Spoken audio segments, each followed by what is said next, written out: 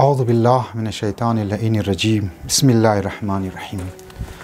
محترمان که خبر هستین درباره حجاب یک سلسله مباحث شروع کردم و واقعا حجاب ضرورت معاشری است. باید امو افادیت ها و فایده های حجاب را و امو اثرات مثبت حجاب را باید مطرح توجه کنی. از اون به بی‌حجابی و بی‌حیایی که دمنی سوسایتی اگر رواج پیدا کرد دمنی معاشره چی مشکلات ایجاد مونه باید مطرف ازی چیزا حتما عزیزان من توجه کنیم. لذا سلسله وار مباحث را همطور که خدمت شما گفتم شروع کردم. امروز میرسی درباره رابطه حجاب و استحکام خانواده و استحکام یک فامیلی. واقعا اگر منی یک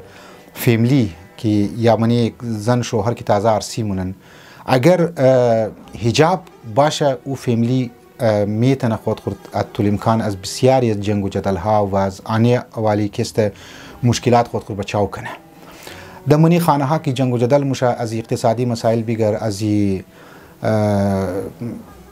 تربیت اولاد منیش اختلافات بیگر و سیمنا دیسته ها که انترفیر منن از اونا بیگر یک شی که منی خانه جنگ و جدل الا چسته علاوه از اینا که گفتم یک شی امی بی‌حجابیه. یعنی بی‌حجابی امو استحکام خانواده را بنیادهای خانواده را اساس خانواده را از بین مبره. از اون اگر حجاب اگر باشه یکی از اساس چیزهایی که اساس خانواده را مضبوط مونه و حجاب است و حیا است. در مرحله اول این نکته را باید توجه کنی که چطور حجاب خانواده را مستحکم مونه و چطور بی‌حجابی خانواده را پایه‌هایش متزلزل مونه. این طرفش باید توجه کنی. وی است زنی من که اگر بی‌حجابی دمن یک زن که است بی‌حجاب باشه من یک خانه و کدی محرم و نامحرم یه میشه میتر روابطه داشته باشه کدی بچه تاتی خو خنده کنه بغیر از اینکه چادر داشته باشه و میتر خنده و مزاح کسته کنه ای خود به خود اما مرد را نسبت به ازی زن یک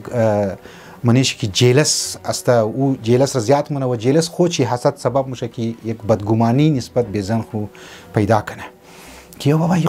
خو کدار کس داره چیزا مناسبه روز امکان داره که ازی خنده و مذاق و ازی که بیشترم که است پیش بیله که است.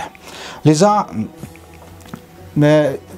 یکی از وجوهات بی‌حجابی یعنی بدگمانی زیاد منی سوسایتی منی خانه منی یک فامیلی یا منی یک زن شوهر. از اون اگر امیتر مرد که است کدی نامحرم ها شوی زن روابط داشته باشه و طرفی زن ها که است میشه چشم شورانی کنه توخ کنه یا که دختر خالی خو یا که دختر تاتی خو یا گو نامحرمی که اطرافش است همسایگایش که دزنا روابط اگر داشته باشه یا خنده و مزاح تا کنه یا یک گفتگو کنه منی زن یک جلس که است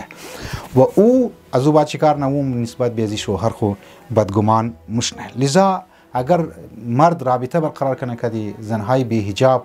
اونجا زنی من یک بدگمانی را ایجاد مونه و بدگمانی از خود بسیار زیاد مشکلات دیگه ایجاد مونه. طلاق کست ممکنه یکی از علتایی که طلاق دمنی خانواده ها میشه امی بدگمانی هستن و امی بدگمانی سبب میشه که در بسیار جاها بعضیا زن خور کستن میشه بعضیا شوی خور کستن میشه و ای باید توجه طرفشی کنیم. این اول نکته. دویم نکته از نگاه دی آنجلیس که است یک اینجا نگفته بود که یک دانشمند امریکایی است یا از یورپی مالک است. به هر حال دمنی یک کتابی لیکایی که درباره امزی مسائل های روانشناسی و حجاب کور و غیره مطالب بیان کرده. در این نکته نگاه از دی آنجلیس که است همیه که باید دمنی یک سوسایتی باید حجاب باید باشه و روابط های غیر شرعی و نامطلوب باید نباشه. این خودش قصه من که منی کتاب لیکایم که یک زن بریز گیر از ما اماتک و گیله کرد که شوهر از ما بسیار یک عادت وحشتناک است داره. وحشتناک است که کدی رابطه داره کدی دیگه زنهای بی‌حجاب و کد رابطه داره کد زنهای نامحرم و وقتی که دیگو می فیلم وره طرف زنها توغ مونه واقعا طرف زنهایی که بی‌حجاب است دیدی در آرسیا مومیگنی معمولا زنها بی‌حجاب است دختر تا بچه تا خوب فوتوها که است میگیره دیگه مگه این کار ازی شوی از ما بسیار غضبناک مونه و امو احساسی که ما احساس مونه که ما واقعا دمنی از خانه امن ندارم یعنی نه امن استم منی از ما سکون که استنیه کاری شوهر از ما مرا انتردنزی مشکلات که است مبتلا مونی. از اول باز وقت که ما اعتراض مونم مری شوهر که تو چرا کدی فلان زن رابطه منی خنده مذاق منی که دختر خود تعتیق شری تر خنده مذاق منی که دختری خالیق شری در مذاق منی مگه شوی مگه تو از حد بیشتر که است تو حسود استی، یعنی تو حاسد استی، تو جلس میشی از خاطر هیچ مسئله نیه. در حالی که دی انجلیس میگه که واقعا ایتر نیه که زنها احساسی فقط امو احساس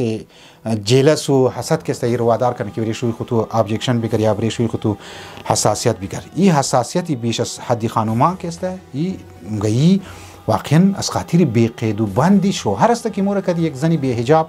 درو مسائل جنسی و سکسی که است سکس که است برقرار مونه. لذا این تعلقات امور روابط اعتماد بین زن و شوهر را امی که شوهر ازی که زنهای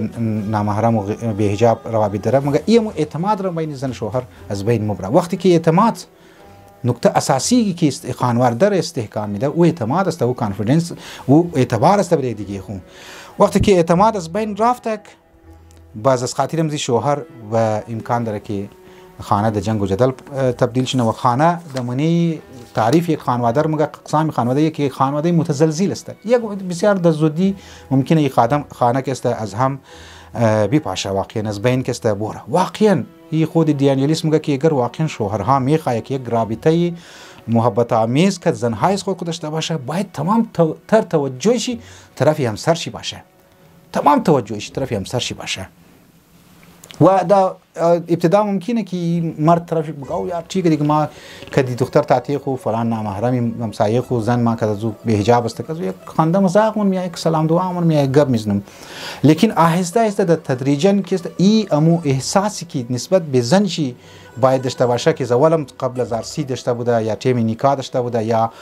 دمو اوایل عرسی داشته بوده او است که است از بین مور و اصلا یک روز بیدار میشه که یار خانه از من ازم پاشیده، این خانه از من طرف از من دیگه او خانه ای نمانده. اصلا به حجابی از زنی من خانواده را که است از بین که است مبره و استحکامی خانواده را از بین که است مبره. زنی محترم ای دی انجلیس که است میگه که وقتی که یک مرد کنار یک دختر به حجاب بشنه و ذهن چی درگیری امزی دختر به حجاب شونه معنیش است که تمپرری طور پر امو تعهد را امو قرارداد را که زن خو کی بسته کده بود که ما خیانت نمونم یا ما کدستو وفادار استم دیگه او امو تمپرری طور پر امو تیم که طرف از نامحرم زن توغمنه و اون که به حجاب است دیگه او امو تعهد خو از دست میده و سرمایه زندگی خو از دست که است میده و حتی ممکنه که بعض اوقات کدی امی زنهای به حجاب جسمی روابط نداشته باشه خودن خاص زنا نکنه یا دست درازی نکنه لیکن خود امی ذهنی طور پر که مشغول زوشته دیگه ای امو تعهد خو را از دست داده نسبت به زن خو و اگر زن چیم به حجاب باشه ورکد نامحرم ها گفتو شنید کنه او متعهد خون که نسبت به شوهر خود داده شوهر خو از اول قبل از عرسی داده یا تیم نکاح داده او از دیست کسته میده. لذا از من مو شما باید توجه کنیم که د منی یک سوسایتی وقتی که مو میگه که حجاب بایا اینزی خاطرها اسلام مد نظر شسته. قربان اسلام شون که 14 سال پیش یا قبل از اون که در بعضی از ادیان درباره حجاب بوده معنیش اینه که او امو سوسایتی رو میخوای ببره به طرف کمال، سوسایتی رو میخوای که به طرف صراط مستقیم ببره. لذا طرف عزیزا ما شما باید توجه کنیم و خواهرها و برادرها و همینطور جوانها والدین طرف حجابهای اولاد خو و همینطور خودی جوانها طرف حجاب از خود خو باید توجه کنه. امیدوارم که مطالبی که بیانمون مفید ثابت شونه و شما حتما داخل گزارش میه که ویدیو رو سابسکرایب کنین، چینل سابسکرایب کنین، ویدیو رو که است فارورد کنین، گوش کنین که والدین خو که جوان ها برش دیسکشن کنین. اگه سوال بود در صورت کامنتس دمونی چینل ما بندازین که هم حمایت از موشونه یعنی چینل که است پروموت شونه و هم صدقه جاریه باشه برای آیندگان که اگر سبا روز مردی اینها صدقه جاریه باشه. والسلام علیکم و رحمت الله و برکاته.